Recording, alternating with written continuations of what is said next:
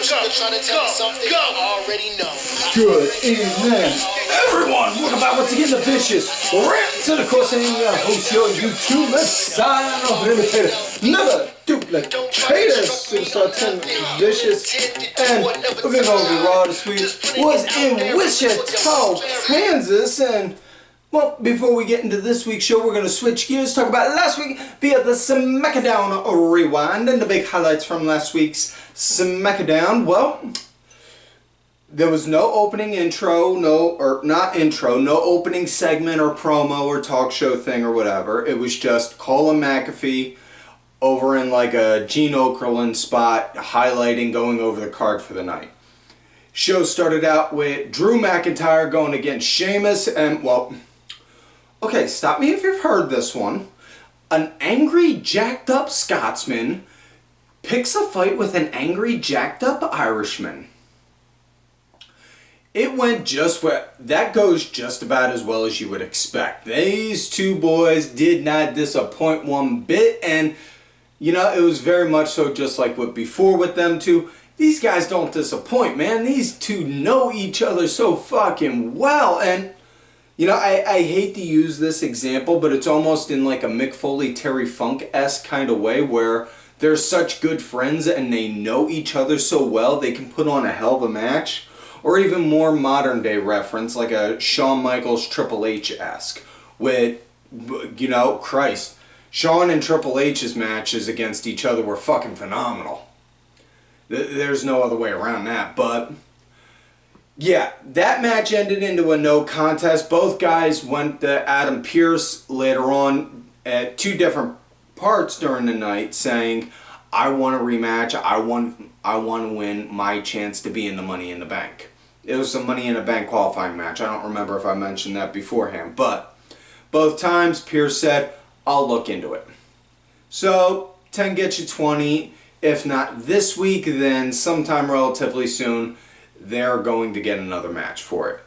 Now, Lacey Evans went against Xia Li for a Money in the Bank qualifying match as well. And as much as I would have loved Xia to win, and I really, really would have, honestly, but it is what it is given the way that they've been hyping up and building up Lacey. It would have just been completely stupid and pointless to build her up all this way, talking about on how all that troubling trauma and childhood drama she had to deal with, only to lose on her big triumphant return. Yeah, it really would have. So, you know, to put it in another way, I had a conversation with somebody during this match on the Twitter out during it. Putting it like this. If you walk into an action movie and the villain is your favorite actor of all time, doesn't matter if it's Brad Pitt, Jake Gyllenhaal, whatever the fuck, just your absolute favorite actor. Now, if you walk into an action movie knowing your absolute favorite actor of all time is the villain, you already know walking into it, well, they're going to lose. Because it's just storytelling. Same thing. Not saying Xia was built to be the villain, but same concept in that Lacey was built up and this is her big triumphant return. So, yeah. Just simple, basic storytelling. That's what I'm getting at. Now, Ronda Rousey also wound up issuing an open challenge for anyone. Shotzi wound up accepting. So we had a match again with Ronda Rousey going against Shotzi. It was kind of but it was what it was, you know. And if anything, I'm always glad to have Shotzi on TV. Never disappointed on that. Ronda wound up getting the win. No surprise there.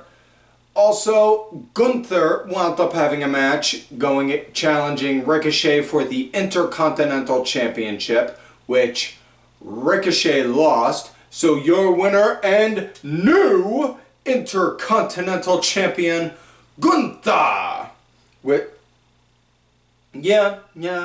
I am completely comfortable with that. And the show ended with Riddle going against Sami Zayn with the stipulation of if Riddle lost, if Sami won, then he's welcomed into the bloodline. But if Riddle wins, he gets to challenge Roman for the Universal World Heavyweight Championship.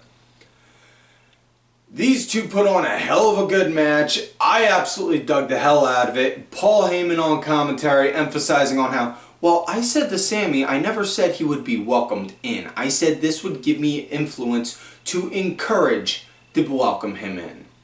And Heyman also yelling, giving Sami criticism. Don't go and gloat. Don't do this. Don't do that. Go and pin him. Do this. Do that. I absolutely loved. But in the end, Riddle wound up getting the win. Not a surprise there, especially the way that they've been building the story. Again, storytelling.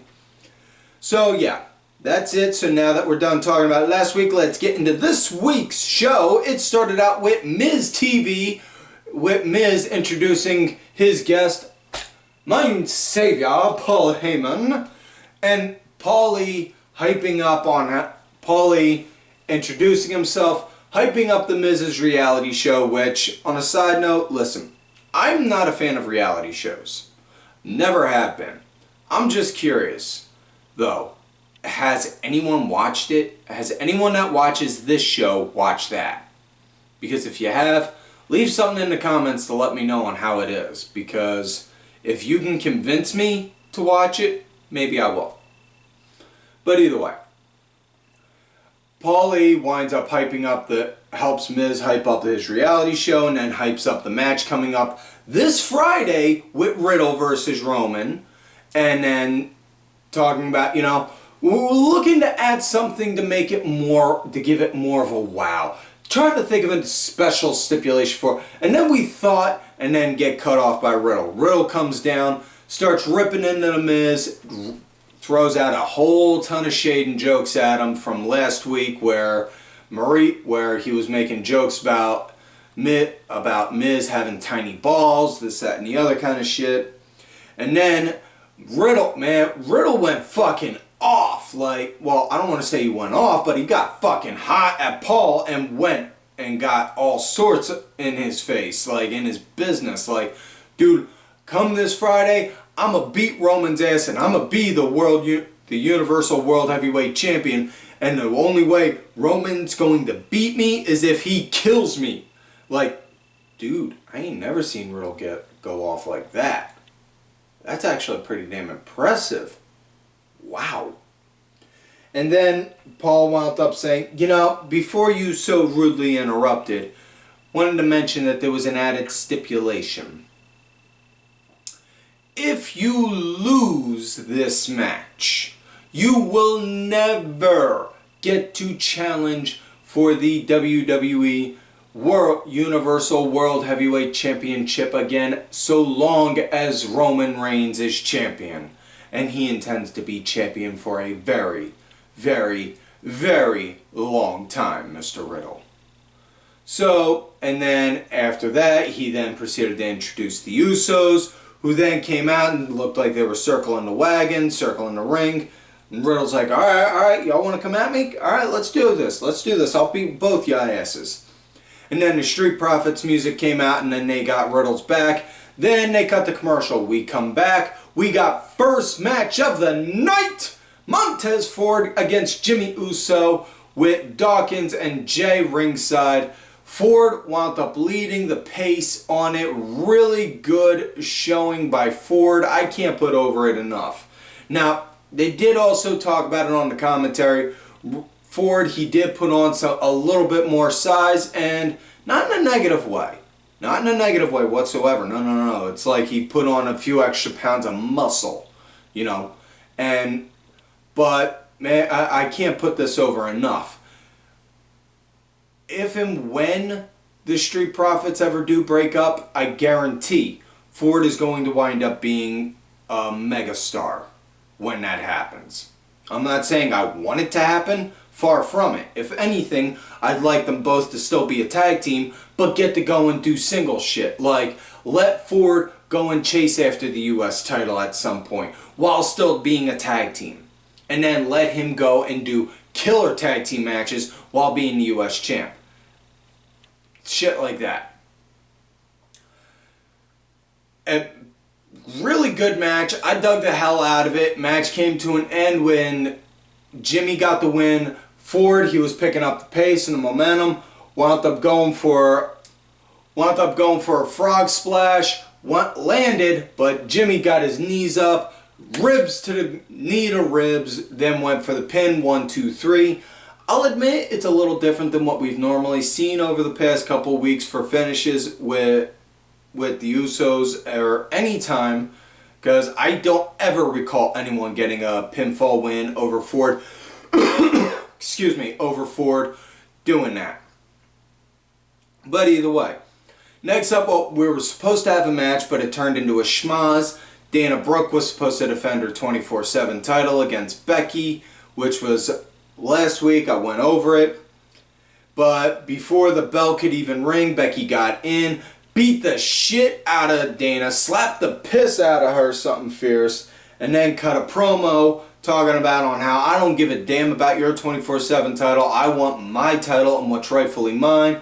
And then hyped up on how she wants the Money in the Bank contract to get it. Excuse me. Change of weather, it's allergies, sorry. And then just as she was about to go and get more fierce, then Asuka came out. Whew. Woo, doggy. Asuka came out and then started getting into stop Becky from getting it yeah. Damn it. Got my words jumbled. Pretty sure I'm going to get a brain dust because I got all sorts of jumbled up on Asuka. But Asuka put a stop to Becky, and then later on in the show they announced next week Asuka going against Becky in a Money in the Bank qualifying match. So, whoo, I'm going to need my heart pills. But yeah, as Becky's walking away, Alexa Bliss comes out and then just struts that little ass of hers on down. Yeah, I'm pretty sure I'm going to get hit for that comment now also. And then, so now we get our next match. It's a tag team match. The winning team qualifies for the Money in the Bank. Alexa Bliss and Liv Morgan going against Nikki, A.S.H, and Doudrop. And Nikki, I'm now fairly certain Nikki A.S.H has gone full-blown villain now because she's doing like a Black Adam color scheme, black and gold.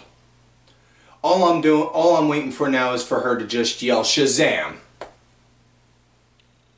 No? Damn, I was hoping for some magic lightning bolt to come and hit me, but nah. Fuck. Damn it! Shit, fuck. Anyways, tag match, women's tag. The heels, they were leading for the most part of the match. Bliss wound up being a punching bag till Liv got a hot tag in. And when she got the hot tag in, Doudrop got the hot tag, got tagged in also. Surprisingly, and I will say this, surprisingly, Liv wound up taking down Doudrop. Excuse me. Liv wound up taking down Doudrop real quick, couple shots to the legs, wound up grabbing her, and then did a code breaker on her. Brain fart. Fuck! And then, yeah. It was a decent match. It was good. Bliss wound up getting the win by doing that Bliss DDT of hers onto Nikki A.S.H, and I will never argue with a DDT for being a finish for 2 counts. 1, Jake the Snake was one of my all-time favorites growing up as a child, and 2, back when I was competing, I had the DDT as my finish, so it's a move that's very near and dear to the heart. Yes, despite all popular belief, I do have one. It's just 2 sizes too small and it doesn't work right. Anyways, next up we got Kevin Owens going against Ezekiel. Last week they said, you know, when they were doing the, I'll give you a rematch if you admit you're Elias. Yes, I'm Elias. I knew it. Nah, Kevin, I was just lying. See you next week though. So as far as this match went, Owens went full throttle at the start, throwing himself at Ezekiel, couple super kicks, did a cannonball, went ballistic on him, and then at some point, Ezekiel started getting the upper hand, actually did like a suplex to Owens, landing on the steps themselves, like, not like the steps were folded over on the smooth part, no, like the actual part you walk on, where it was like all bent and crooked and just like, my back just spasmed and gave out just watching that. Fuck! I hope Kevin Owens has a really good chiropractor, man. I really do. I hope he has a really good chiropractor on standby. Just that way, he'd be like, after he's done a match and on his day off, just be like, hey doc, yeah, can I come in and get my back worked? Thanks. I really hope he does. But either way, the match, man, yeah, really dug it. It was a good, solid match. I fucking liked it. Ezekiel got the win via a countout because they were fighting around near the announce table. Saxton wound up referring to Ezekiel by that name, and then Owens went ballistic on Saxton, saying, that's not Ezekiel, his name's Elias, get it right, this, that, and the other, blah, blah, blah, blah, blah, blah, blah. And then the ref ring the bell, count out. So Ezekiel got the win, which made Kevin Owens lose it even more. And then Zeke got the mic, got the mic, and said next week his brother Elias is coming back, which, okay, I have questions. So, yeah. I'm guessing it's gonna be on the Titantron, and it's all gonna be CG footed, and it's gonna be CG'd up. But either way, next up, excuse me, God, I'm sorry.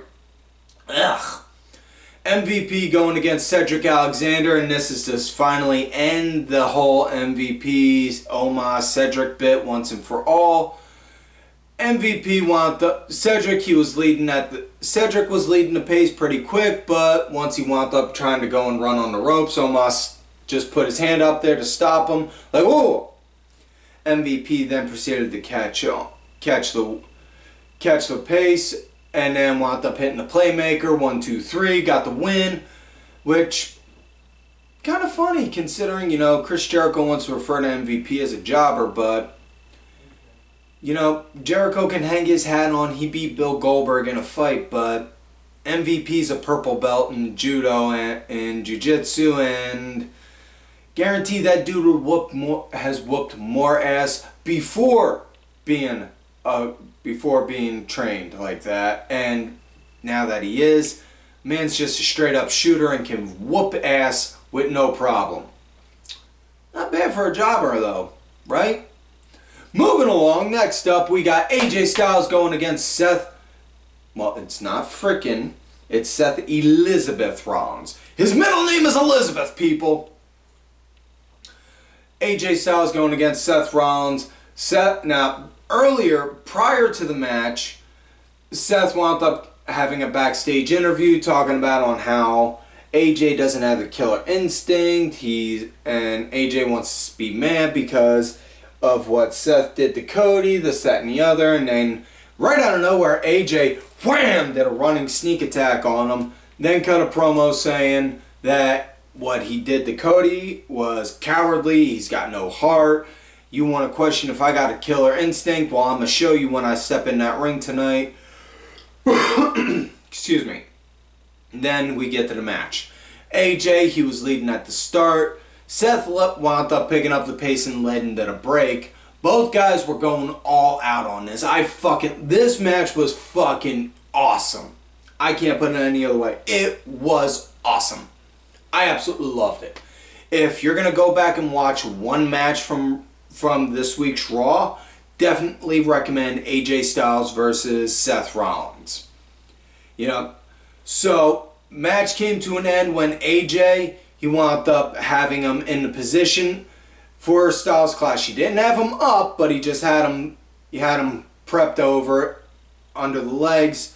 Seth wound up reversing it. AJ flipped over, went to go to pull him over for a sunset flip, and Seth just dropped down, grabbed his legs. Now, I should highlight also, prior to that, Seth wound up working and tweaking AJ's one leg, and I air quote that just to emphasize, no, listen, it was just on screen, so he's not legit hurt.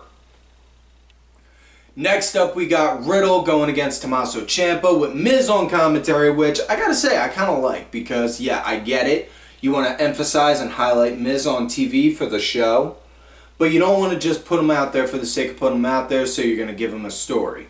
And since Riddle is currently doing a thing with Roman, this also gives him something to work with also.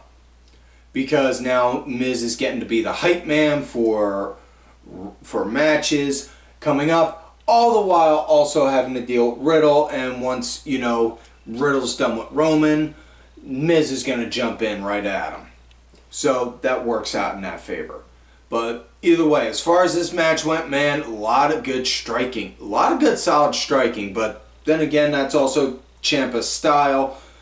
You know, if you're not familiar with Tommaso Ciampa's work, highly recommend, highly recommend. And I'm saying if you're not familiar with his work prior to NXT.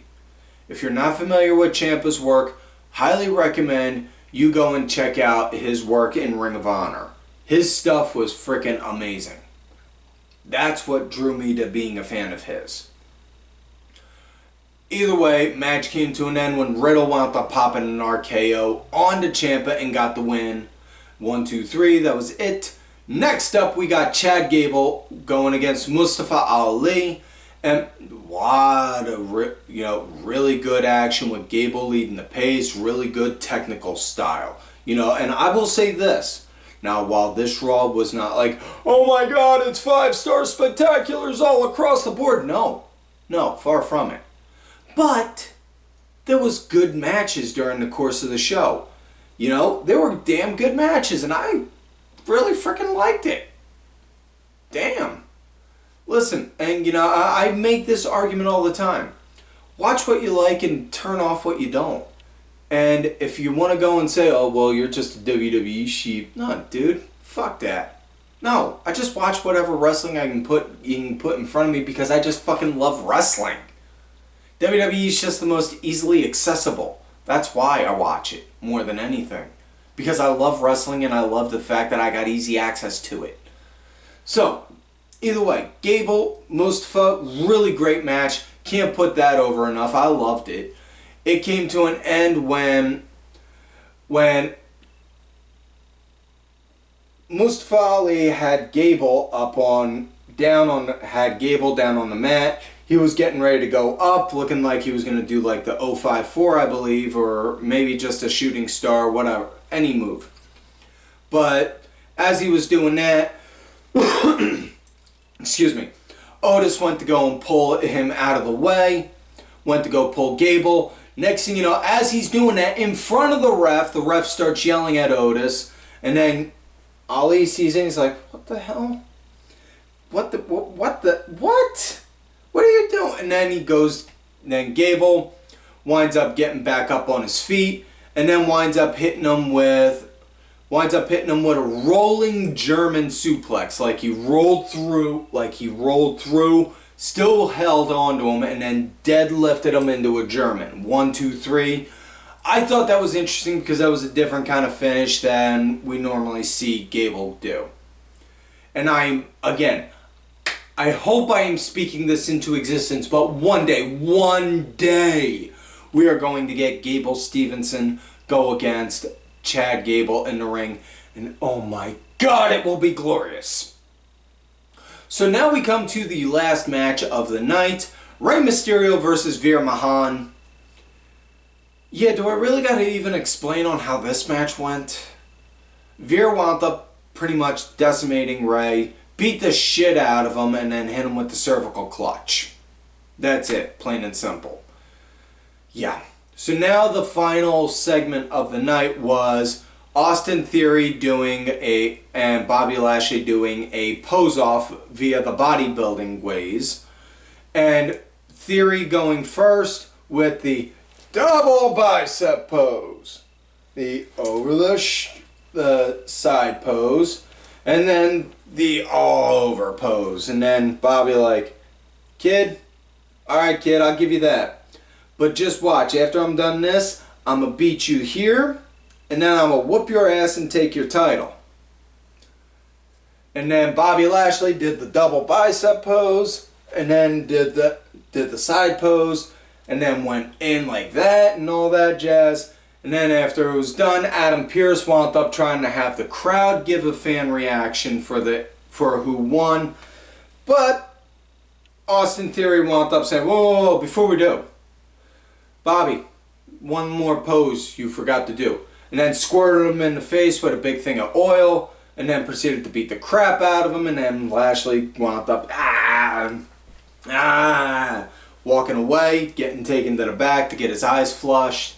And Theory just standing in the ring gloating. All the while, also prior to that, Theory also threw a couple knocks at John Cena along the way. So we're probably going to get Theory versus Cena coming up, which honestly, I'm not going to argue on. But yeah, I will say this. If Johnny Ace was judging this competition instead of Adam Pearce, I could already picture it now. Well, gee, Theory, your arms sure look good. So do yours, Bobby. But they're not as good as, they're not as good as Vince McMahon's.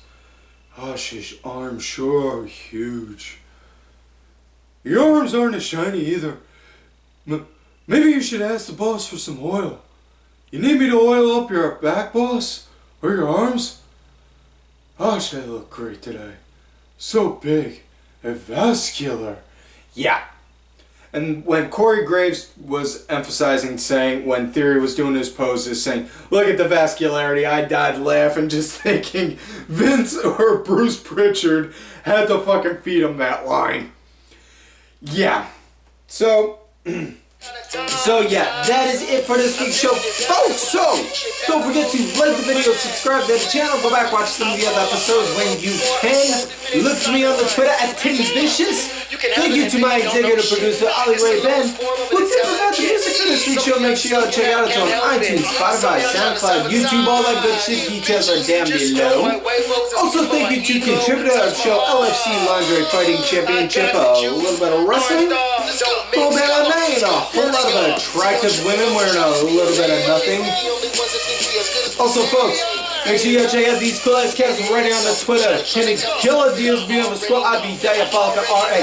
Sergeant Curry Pants and Dubs in your face. And folks, make sure y'all check out whatamaneuver.net for some Vicious Rants apparel. Help support the show and help pay the AC bills in here. The Vicious Studios gets a little hot during the summer. And like I always tell you, and like the shirt says, if you love me great, you hate me. Fuck you.